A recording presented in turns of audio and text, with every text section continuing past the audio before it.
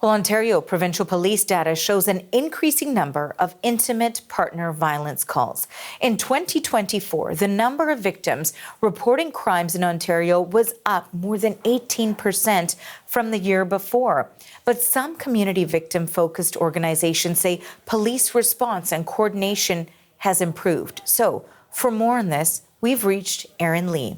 She's the Executive Director of Lanark County Interval House. Thank you for making time for us. Thank you for having me. So, Erin, your organization provides emergency shelter for women and children fleeing domestic violence. Tell us about what you're seeing and hearing from them. What we're hearing and seeing from victims on the ground is that they feel encouraged to report. They feel supported to flee. The realities are that systems are still broken in terms of justice and housing and those types of systems, but they are having a better experience and an improved experience with police services as a result of the hard work that we're doing in our community. How encouraging is that to hear, despite, of course, the fact that it's discouraging to see that it is something that is still continuing? It's very encouraging to have victims be at the center of the service that's being provided across our sectors. And I think that it's really indicative of, in our community, it started about 15 years ago when we started to really listen more intently to what victims were saying. And they wanted the answers. They wanted the answers to the questions, why? Why did the police do this? Why did they take my children into this room? Why did they behave in this particular way?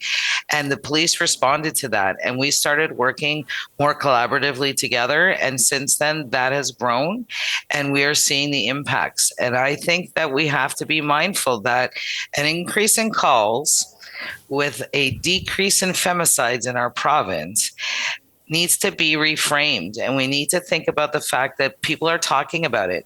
Police are talking about it using different language. Government is talking about it. The epidemic has been declared in over 100 municipalities.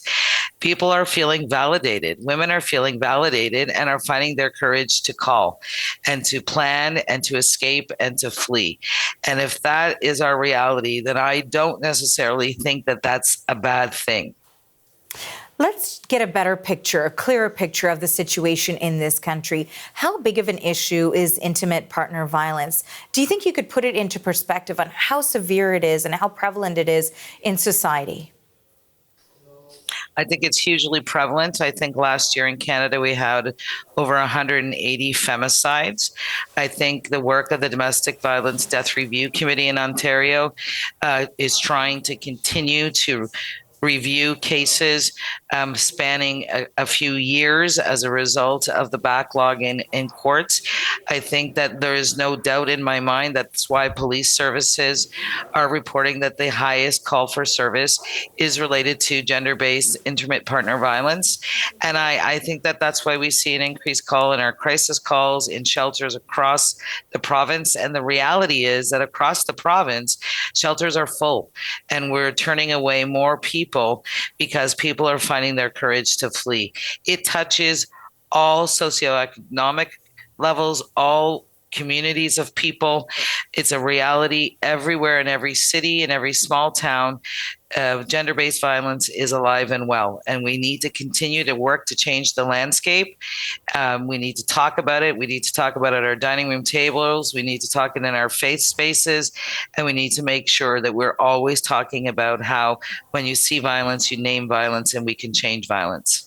So to that end, what piece of awareness or education still needs to improve so that what the public response is in line with the progress that you're seeing in other areas when it comes to supporting victims? I think we need to change the dialogue, and we need to suggest that we can give people permission to speak about it. I think that when we afford people education through public education, through dialogue, we empower people with the tools to be able to see violence and to be able to name it differently.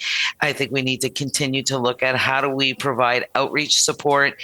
How do we deal with high-risk situations or a risky situation that hasn't resulted in formalized charges, but there's still concern about the safety of that family?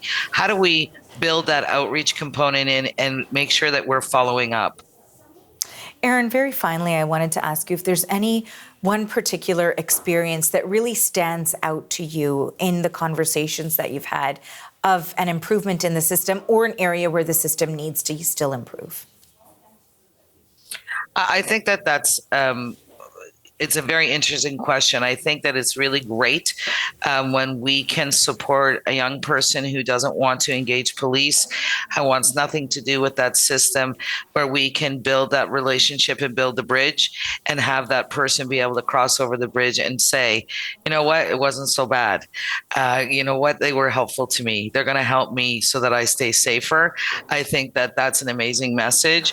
I think that there are also still a distance for us to go. I think there are still women who will report and recently reported, the police say, are you sure you want to do this? You realize what could happen if you follow through on this. And I think those messages need to be reframed so that we're empowering women to understand and to make the best choices for themselves and their families. Erin, I want to thank you for your thoughts and your time today. Thank you. Erin Lee is the Executive Director of Lanark County Interval House.